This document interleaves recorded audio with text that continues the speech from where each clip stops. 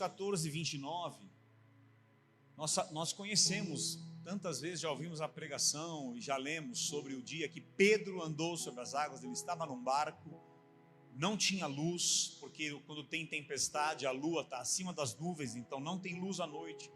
Era em torno de 3 da manhã, o mar da Galileia estava revolto, Pedro estava dentro do barco, Jesus vem andando sobre as águas. Pedro achava que era um fantasma, então ele diz: Senhor, se é você mesmo, me deixa ir ter contigo sobre as águas. E Jesus fala: vem. E Pedro, descendo do barco, andou por sobre as águas, e ele foi ter com Jesus. Então eu pergunto, irmão, ele andou sobre as águas? Sim, diz que sim, ele andou sobre as águas e foi ter com Jesus. Reparando, porém, na força do vento, teve medo, e começando a afundar, gritou: salva-me, Senhor. Reparando, porém, na força do vento, teve medo, e começando a afundar, gritou: salva-me, Senhor. Então, irmão, imagina que Pedro, ele desce do barco e ele começa a andar, diz que ele andou sobre as águas, e ele foi ter com Jesus. Ele foi ter com Jesus. Algo aconteceu, obrigado, inicialmente ali, que ele começa a andar sobre as águas. De fato, há momentos na tua vida que você consegue andar sobre as águas, mas às vezes na mesma situação você afunda, e de repente você anda de novo, e de repente você afunda de novo. A maturidade do nosso relacionamento com Deus é quando nós começamos a afundar menos, não parar de afundar. Né, irmão? Porque acho que é impossível parar de afundar.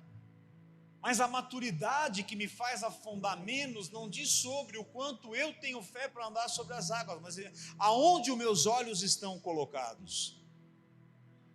Afundar menos não é sobre a sua fé e você ser uma pessoa maravilhosa e muito poderosa e cheia de fé, mas afundar menos fala sobre o quanto você olha mais para Ele, mais para Jesus, mais para Jesus.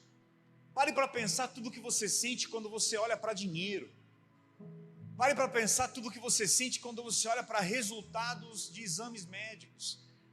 Veja, queridos, essa passagem que estava aqui, ela não mostra que não há circunstâncias contrárias na vida.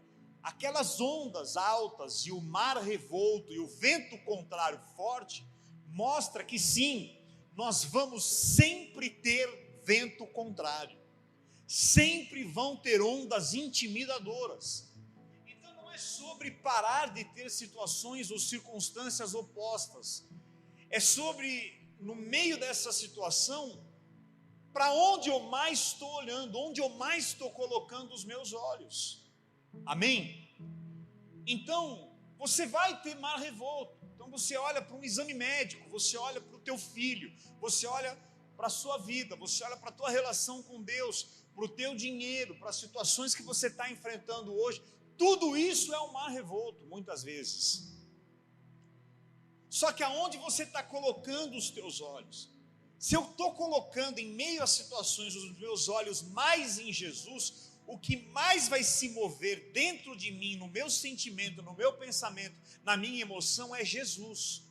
E tudo o que Ele é e tudo o que Ele pode. Todas as vezes, escuta o que eu vou te falar, querido, olha para mim. Todas as vezes que você olhar para o mar, para o vento, você não está olhando para o mar e para o vento, você está olhando para você. Você está voltando para você a capacidade de vencer. Porque você olha para o mar e para o vento e você pensa: não vou conseguir. Não vai, mesmo. Mas eu só consigo através dele. É só através de Jesus. Então, no teu dia a dia, onde você tem colocado os teus olhos? Ali, ó, que bom que está aqui. Essa palavra reparando, no grego, é blepo. Olha o que significa essa palavra reparando. Discernir através do olho como órgão da visão. Com o olho do corpo, estar possuído de visão, ter o poder de ver, perceber pelos usos dos olhos, voltar o olhar para algo. Então, literalmente, aí ó, ver e discernir através do olho, com o olho do corpo, estar possuído de visão, ter o poder de ver, perceber pelo uso dos olhos, ver, olhar, avistar, voltar o olhar para algo, olhar, considerar, fitar, perceber, ou seja, literalmente é onde eu estou colocando o meu olho. Quando fala que Pedro afundou, é porque ele tirou o olhar de Jesus. A tua situação é desesperadora muitas vezes. A tua situação ela é inconsequente, humanamente falando, é absurda muitas vezes. Só que se você tira o teu olho de Jesus, essa circunstância de mar revolto, de vento contrário, ela entra dentro de você e te faz afundar. Há quem diga que a água que afunda o navio não é a água de fora, é a água que entra dentro. Sim ou não, irmão?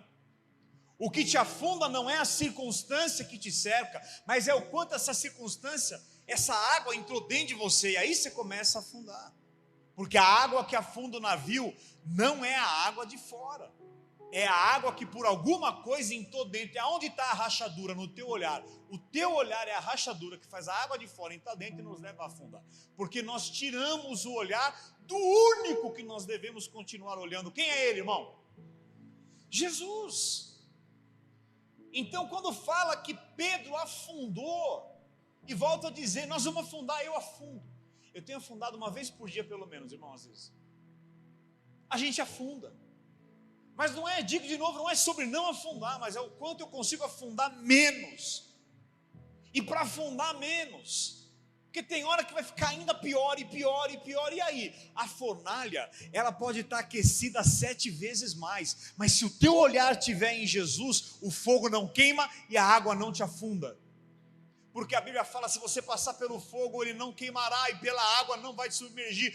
Como, Leandro? Como? Só olhando para Jesus. Não é para a tua força, não é para a tua faculdade, não é para o teu dinheiro, não é para os teus contatos, é para Jesus. Ele é o único.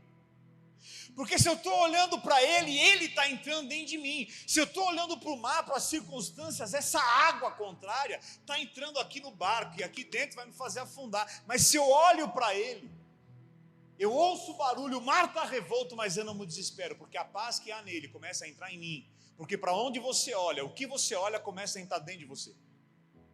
Então você olha para Ele, a graça entra em você. Você olha para Ele, a vida entra em você. Você olha para Ele, o controle entra em você. Você olha para Ele, o equilíbrio entra em você. Você olha para Ele, a prosperidade entra em você. Você olha para Ele, a segurança entra em você. Porque nada disso há em nada fora do mundo. Tudo que promete essas coisas que eu falei é efêmero. O único verdadeiro é Jesus.